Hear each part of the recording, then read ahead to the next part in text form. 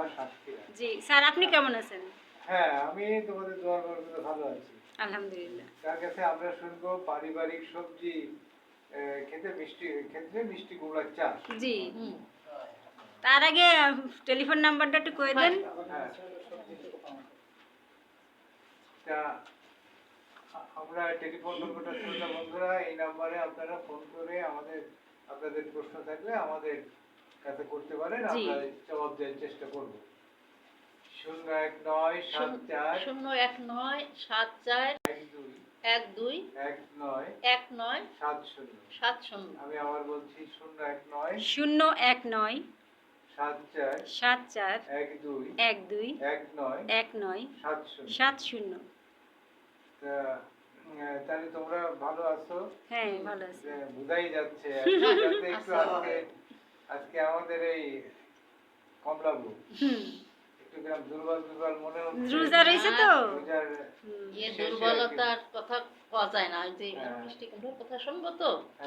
বেশ, হ্যাঁ, অনেক ভিটামিন আছে। হ্যাঁ, দুর্বলতা কেটে যাবে। তাহলে আমরা আলোচনা শুনি। হ্যাঁ ভাইজান, কোন আমরা শুনি। স্যার, সবাইকে ধন্যবাদ। আর রমজানে সবাই কষ্ট হচ্ছে। আমরা আজকে আমাদের আলোচ্য বিষয় হলো যে পারিবারিক যে সবজি ক্ষেত, সেখানে মিষ্টি কুমড়ার চাষ। আসলে পারিবারিক সবজি ক্ষেতের কথা আমরা বিভিন্ন সময় বিভিন্ন ধরনের বলে থাকি। আমাদের দেখা গেছে আমাদের যে পরিমাণ শাকসবজি আমরা খাই তাতে প্রচুর পরিমাণে কীটনাশক ব্যবহার করা হয়, বীজ ব্যবহার করা হয়। এটা হয় কি, এটা বীজ ব্যবহার করা খারাপ না, কিন্তু বীজ ব্যবহার করে তার একটা নির্দিষ্ট সময় প্রতিটা বিষের গায়ে কিন্তু এটা কৃষক খেয়াল করে না। দেখা যাচ্ছে যে 3 কোণা একটা মানে ছবি থাকে, 3 কোণা। কতদিনের অ্যাকশনটা থাকে, কার্যক্রিয়াটা কতদিন থাকবে, মানে কালার দেয়া থাকে না। যদি এটা সবুজ কালার হয় তাহলে 7 দিন পর্যন্ত এই ফসলটা ঘরে ওঠানো যাবে না, খাওয়া যাবে না। আর যদি এটা আপনার হলুদ রঙের হয় তাহলে দেখা যাবে যে এটা 14 দিন, লাল হলে 21 দিন। কিন্তু অনেকে তো মনে করে যে পরিপক্ক হয়ে গেছে, তাড়াতাড়ি বিক্রি করি, ভালো দাম পাবো। দেখা যায় যে আগের দিন বিকেলে স্প্রে করেছে, ওইটা সকালে পরের দিন সকালে বাজারে নিয়ে আসে। এইটা হ্যাঁ, সেই জন্য আমরা বলেছি যে আমরা সবসময় বলি বা এই বেতারের মাধ্যমে বা আমাদের বিভিন্ন অনুষ্ঠানের মাধ্যমে যে পারিবারিক সবজি ক্ষেত করতে হবে। সেটা আমাদের একদিকে যেমন আমাদের আর্থিকভাবে আমরা লাভবান হব, আর্থিকভাবে কিছুটা সাশ্রয় হবে, আবার আমাদের পুষ্টি মানেরও নিশ্চয় হবে, শারীরিকভাবে ক্ষতিগ্রস্ত না হবো যা যতটুকু জমি আছে। তো সেখানে মিষ্টি কুমড়া চাষের ক্ষেত্রে যদি আমরা স্পেশালি বলি, তাহলে মিষ্টি কুমড়া তো আমরা মোটামুটি সারা বছর লাগানো যায়।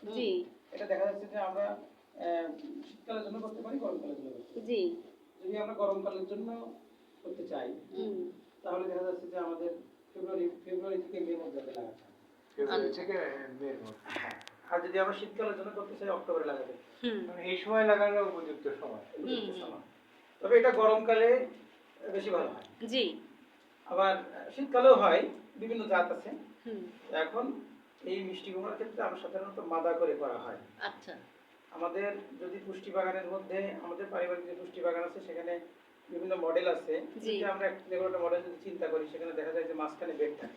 বেডের মধ্যে মিষ্টি কুমড়া আমরা দিতে বলি না, বেডের একেবারে মাথায়, যেখানে আরেকটা মানে বেড যেখানে শেষ হয়ে গেছে সেখানে দেখা যাচ্ছে 3টা মাদা করলো বা 2টা মাদা করলো, করে সে মাদার মধ্যে বীজ বপন করবে। আর এটা বীজটা যদি সে পলিব্যাগে করে নিতে চায় সেটা করা সম্ভব, পলিব্যাগে করা সম্ভব। আর মাটির ক্ষেত্রে যদি বলি, এটা সকল মাটিতেই করা যায়। তবে ফসল যে কোনো শাকসবজি একটু বেলে দোআঁশ ভালো হয়, কিন্তু সব জায়গাতে এটা করা যাবে। আচ্ছা, এখন আমরা যদি পলিব্যাগে চারা করতে চাই তাহলে পলিব্যাগে আমরা যে মাটিটা প্রস্তুত করব সেটা কিভাবে করব? সেখানে আমরা চেষ্টা করব যে অর্ধেক জৈব সার দেওয়া, অর্ধেক জৈব সার দেব, আর অর্ধেক আমাদের যে বেলে দেওয়ার যে মাটি আছে সেটা দিয়ে আমরা মিক্সড করে হ্যাঁ, আমরা একটু কিছুদিন এটা ওই মাটিটা প্রস্তুত করে আমাদের কিছুদিন রেখে দিতে হবে, যাতে জৈব সারটা মিশে মাটির সাথে মিশে যায়, মাটিটা তৈরি হয়ে যায়, প্রস্তুত হয়ে যায়। কারণ রাসায়নিক সার দিলে সঙ্গে সঙ্গে গাছ নিতে পারে, কিন্তু জৈব সার সঙ্গে সঙ্গে নিতে পারে না।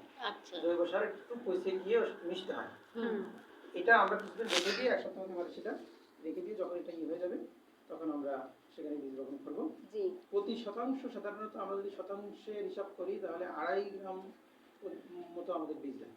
জি আচ্ছা, এরপরে আমরা সারের কথা যদি বলি তাহলে এখানে প্রতি শতাংশের কথা বলা আছে। হ্যাঁ, শতাংশ। সেক্ষেত্রে আমরা দেখা গেল যে ইউরিয়া, টিএসপি এগুলো আমাদের হাফ কেজি মতো করে পড়ে। জি তবে সবজির ক্ষেত্রে প্রতি শতাংশে। হ্যাঁ প্রতি শতাংশে, তবে সবজির ক্ষেত্রে আমরা ইউরিয়া কম দিই। ইউরিয়া কম দিতে বলি, আমরা সবজির ক্ষেত্রে জৈব সার দিতে বলি বেশি, জি আর একটু ফসফেট পটাশ। ইউরিয়া একটু কম দিতে বলি, তবে ড্যাব দিলে আমার ইউরিয়ার কাজটা হয়ে যায়, হয়ে যায়। ফসফেটের কাজটা হয়ে যায়। জি সেক্ষেত্রে ড্যাব দেওয়া ভালো। হুম, মানে এক সারেই দুই সারের দুই কাজ সারের হয়। কাজ হবে। দুই সারের কাজ। জিপসাম আছে 10টা, কিছু বরিক অ্যাসিড, ম্যাগনেসিয়াম আর খোল। হুম, খোলটা কিন্তু আমাদের খুবই গুরুত্বপূর্ণ। একই সাথে তার সেটা কিন্তু খুব দ্রুত আমাদের মাটিতে পুষ্টি উপাদান যুক্ত হয়। জি আচ্ছা, এভাবে করে আমরা মাটি প্রস্তুত করতে পারি, মাদা প্রস্তুত করতে পারি। কেউ যদি মনে করে বেডে লাগাবে, মাদায় লাগাবে, যেভাবে হোক আমরা এই উপাদানগুলো দিয়ে আমরা প্রস্তুত করবো। প্রস্তুত করবো। আচ্ছা, যদি আমরা পলিবাগে চারা করি তাহলে জি। 15 দিন বয়সের চারা নিয়ে আমরা আমাদের মূল ফিল্ডে লাগাবো। জি 15 থেকে 16 দিন বয়সের চারা আমরা মূল হুম। ফিল্ডে লাগাবো। লাগানোর আগে আমরা ধারালো ব্লেড দিয়ে ওই পলিবাগটা কেটে ফেলে দেবো। কেটে ফেলে দেবো। কোনো অবস্থাতে আমরা যদি এখন ওই গোড়ার যে মাটির চাক বা এটা ধরে টান দিলে তো উঠে আমার- যাবে। কারণ গাছটা তো খুব নরম। হুম হ্যাঁ, যদি শক্ত গাছ হতো, বৃক্ষ জাতীয় গাছ হতো, তাহলে এটা টানলে উঠতো না। কিন্তু নিয়ম হলো যে আমাদের এই প্যাকেটটা ছিঁড়ে ফেলতে হবে, হ্যাঁ, কেটে ফেলতে। মানে ছিঁড়তে গাছের গেলেও গোড়ায় আপনার কোনো আঘাত না আঘাত হয়। করা যাবে না। হুম। ছিঁড়তে গেলেও তো আপনার বেশ কয়েকটা বল প্রয়োগ করতে হবে, সেটাতে আপনার গাছের ক্ষতি হবে না। তো ব্লেড দিয়ে কাটলে সবচেয়ে বেশি ভালো হবে। বেশি হতে পারে। হুম, আচ্ছা, এখন কিছু জাতের কথা আমরা বলি, যেমন এখানে বাজারে যেগুলো কিনতে পাওয়া যায়, সুপ্রিমা আছে, সুইটি আছে, ড্রিম গোল্ড আছে, সলিড গোল্ড আছে, হুম, বিভিন্ন জাত আছে, জাত জাতীয় ফলনের ভিন্নতা আছে।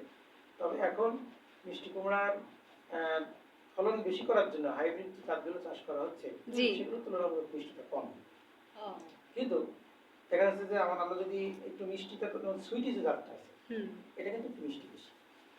আর আগের আমাদের যে লোকাল জাতগুলো ছিল আগের আমল থেকে চলে আগের আসছে, আমলে। হ্যাঁ, হুম। সেগুলো কিন্তু সাইজেও বড় এবং অত্যন্ত মিষ্টি, মিষ্টি। এবং তার বাকল বা যে ফল ত্বকটা সেটা অনেক পুরু হয়।